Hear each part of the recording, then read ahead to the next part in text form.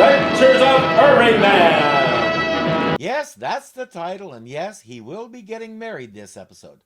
To whom? Take a wild guess. I'm Lois Lane. I'm a reporter on the Metropolis Daily Planet. This is my own story. Name one other woman in his life that we've seen in this series. She starts her tale with her own effort to talk to Perry. He keeps ducking her, and she's determined he's not going to do it this time, so she barges into his office and demands some of his time. Well, you can see me later. I have a very important business conference scheduled here.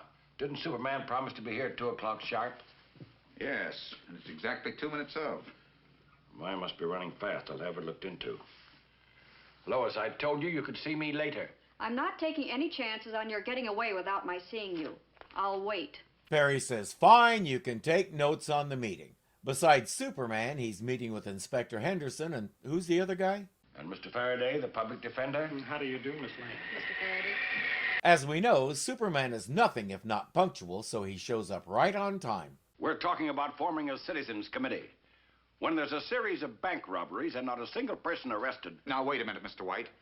I've got a dozen of those thugs locked up already. It's Mr. Faraday's job to defend them, though he doesn't like it. And it sounds like Henderson is doing everything he can, so I'm not sure why Perry is so in his face. But Inspector Henderson here keeps missing my point. We all know that these robberies are planned and synchronized by one person or a group of persons. And that's who I want to see locked up. Henderson said, oh, well, why didn't you say so? I'll go corral him right now. Obviously, it's that easy. Then he arrested Perry for excessive stupidity and bluster. Yeah, the man behind all this. I know. No, sir, you don't know. Neither do I, and neither does anybody else. That's just the trouble. Who is it? Excuse me, Mr. Faraday, but about these thugs already locked up. Don't any of them know who they work for? Well, ethically, I shouldn't answer that, but since the answer is no, it doesn't make any difference. It's an innocuous question, Mr. Faraday. Do they know? He didn't ask you to divulge what they said or even who might have said it. He asked if anybody knew. Ethically, you could have saved us a lot of gibberish and just said no. We've seen Milton Frome before on this channel, both times related to Batman. He was Laughing Leo, Shame's car salesman accomplice in Season 2, Episode 26, and he was also Vice Admiral Fangschleister, the genius who sold the Penguin a submarine in the Batman movie. And we'll see him again in the foreseeable future around here. Where? We'll have to wait and find out. Superman promises his full cooperation, and apparently they think that'll solve everything. Now about Lois's problem. We receive nearly 1,000 letters a day, and I have to answer each one. What's this? Complaints about the crime situation? The love situation. Well, you see, the regular woman's page editor is on vacation, and the chief made me take over her advice to the Lovelorn column. She asks Superman to read them at super speed, but he begs off. These guys are not taking her seriously. People just don't realize how many girls are carrying torches and how many girls want to get married, but the men don't pay any attention. Or just listen to this letter from, signed Sometimes Mabel. I'm awfully sorry, Miss Lane, but some other time, perhaps. But Superman, aren't you even interested in love? Not right here in front of these guys, Miss Lane. Lois isn't exaggerating. If you think there's pressure on women to get married today, you have no idea. In the post-war generation that produced us baby boomers, if you weren't married by the time you were 30, you were an old maid and people called you that. You were a failure. And if you let your biological clock run out without getting it punched at least once, people would shake their heads and pity you because you never fulfilled your role in life and society. I suggest you millennials and Gen Xers take a look at the history of that period, especially regarding women. You have no idea how far we've come. Unfortunately, Lois is trapped in that culture, and while we don't know how old she's supposed to be, how dare you ask, you toothless cad, it's obvious she's feeling the pressure herself. She's seeing herself in a lot of these letters, and it's overwhelming her. She's begging for help with this, and Perry is blowing her off. Lois is close to tears. All right, I'll have someone help you later in the week. Thank you. But just remember, this is a newspaper, not a Lonely Hearts column. Remind me who dumped it in her lap? Oh, right, Mr. Consistent himself, Captain Clueless of the USS Dumbass. The latest supply of broken hearts. Men wouldn't know what it's like. Hey, Jimmy, where'd the flour come from? I don't know. The cleaning woman left it for you, I guess. Oh. And she would do that because... Clark, do you know this is springtime? Does spring mean anything to you? Well, baseball? I thought so. Do you think spring means anything to Superman? I doubt if Superman has any time for baseball right now. Oh, you... As you know, I spend a bit of time ragging on Clark for the way he treats Lois, but I have to give him that one. That was excellent. Put these letters all back in the sack and take them down in my car. I'm going to read every single one if I have to sit up all night to do it. Which is exactly what she'll do. The thing is, the paper can only print so many letters, so her job is to sift through the letters and find the ones that are good to print and answer. I think she's lost sight of that, and she's getting too wrapped up in these people's problems. But how could tomorrow ever be the day I dreamed of? And how could I give advice on how to get a man? I worked later and later and later. And the more letters I read, the more I thought about it being spring. And where was the man of my dreams? We all know you were talking to him earlier today. And yes, this is going to be a dream story.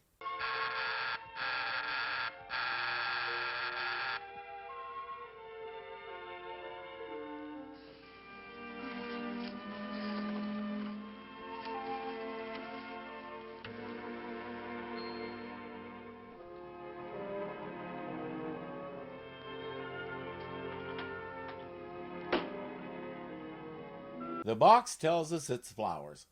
Sorry, I've been so busy with the current crime wave, but as soon as it is solved, I'll deliver my flowers in person. And as soon as we have time for a date, there's a question I want to ask you. Please be patient. Superman. Time to go to work. Wow, look at you. Thanks, Jimmy. Get all this stuff off my desk. Huh? You heard me. Oh, Clark. Good morning. Say, Clark, I want to get a rundown on that crime situation. I'm going to get it solved if I have to do it myself, and I'm going to solve it in a hurry, too. Clark isn't listening. He's drooling. Just beautiful. What? Oh, I'm sorry, Lois. I didn't hear what you said. Can't you even pay attention to me? That's just what I was doing. She gets a call from one of the women she gives advice to. She says she has a tip about the crime situation. Clark, shut the door on your way out. You too, Jimmy. Oh, sure, Lois. Let's get this show on the road. There's Superman to marry. Well, he's the man behind the crime situation, that's what. What's his name? Who? Oh, no. Now, stay right there, Mabel. I want to come down and get the story. And when he's locked up, I'll testify plenty. I'll show him he can't make me give my rings back.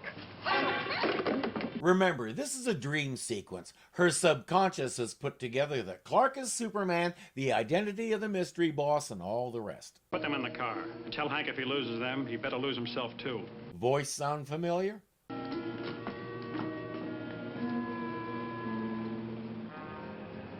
You expected maybe somebody we hadn't seen?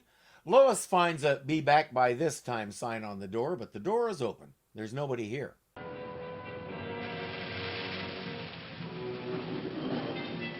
I stand corrected. It's a good thing that A, Clark followed her, and B, it's a nice long fuse because he has to go find an alley to change in.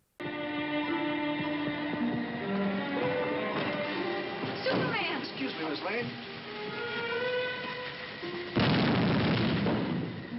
One way you can tell this is a dream sequence, she walked past that sizzling fuse 2 or 3 times without seeing or hearing it. I find that questionable. Are you all right? I'm all right. In your note in the flowers, you said there was something you wanted to ask me? Yes, there was.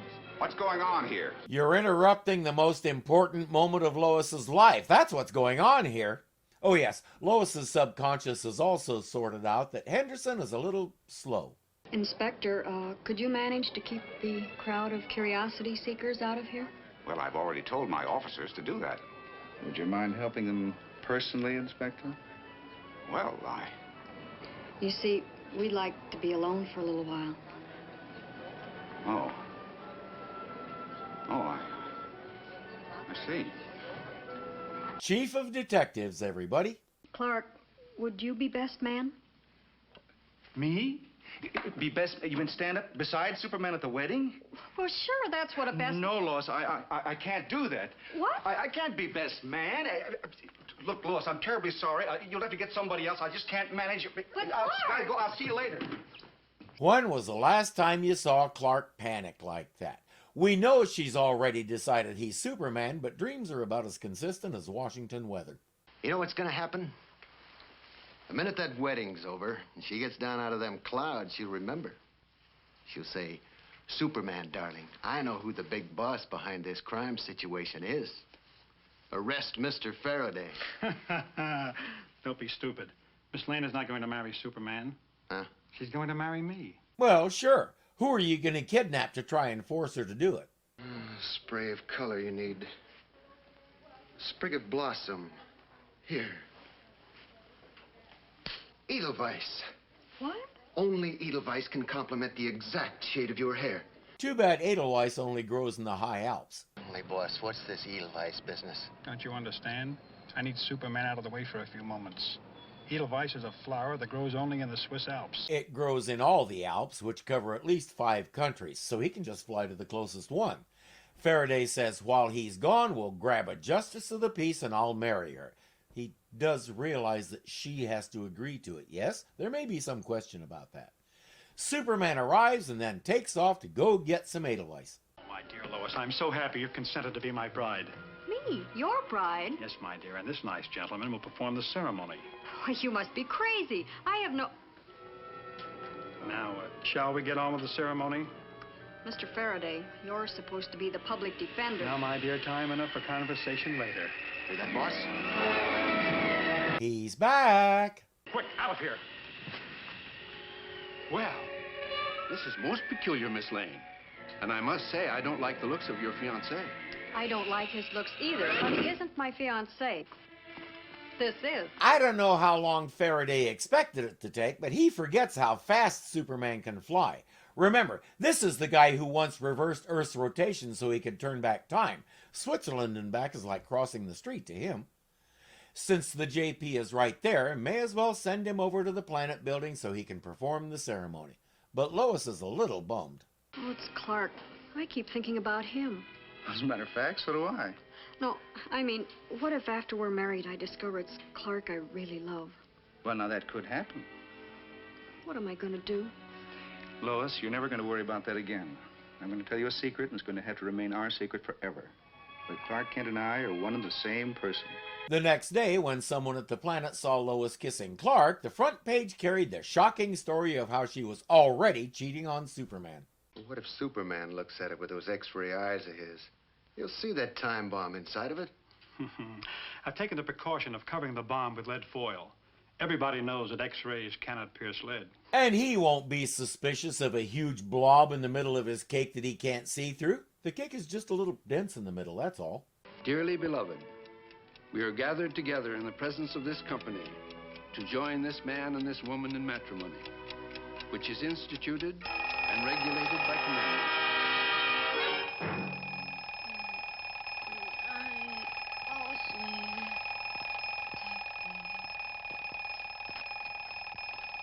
So much for that. And rather than a spray of flowers, it's Perry and Faraday at the door. Well, Lois, I'm sorry to come by so early, but we want you to go with us and cover this story from a woman's angle. What? Who? The arrest, the bank robber ring. Yes, I remember. Mr. Faraday, you're a criminal. Huh? You're going to prison. Mabel told me. Yes, he goes there frequently to meet with his clients. Lois may be a little groggy. Oh, now, don't be silly. But you haven't heard. Last night, Superman rounded up the real men behind all the crime in Metropolis. A bunch you never heard of. She's more confused than ever. Oh, Chief, I'm sorry I'm late. Oh, Superman, darling. Lois, be careful, my glasses. She says, none of it was true? You're not even Superman? Lois, do you feel all right? No. Of course not. I'll be ready in a moment. Jimmy appears with a box of flowers that were delivered to the office. It looks a lot like the box in her dream. If we go with the usual cliche, it'll be from Superman. Give them to someone else. Take them to a hospital, anything. Don't give them to me. You mean you don't want him? Why on earth not?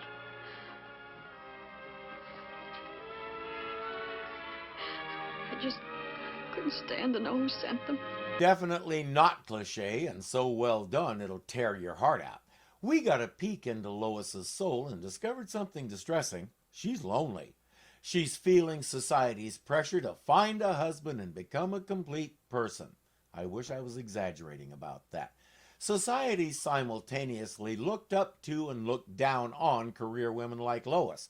Strong women like Amelia Earhart and Nellie Bly were hailed for their ability to reach beyond their gender and be the tough, get-it-done people that they were. But they also sort of failed at being their own gender because while both were sort of married at some time in their lives, they didn't really play Susie Homemaker barefoot and pregnant. So while they did great things, they didn't really live a fulfilling life. Lois Lane is an example of that. She has friends who care deeply about her, several of them men, but she doesn't have a man.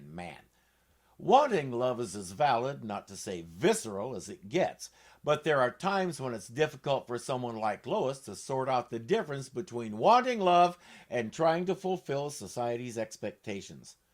All she knows is, right now she has neither. Hey everyone, thanks for watching. Be sure to click that like button and let me know you enjoyed this, and if you're not subscribed yet, you know what to do. You can also become a patron and help support this channel. The link is below. Thank you for watching.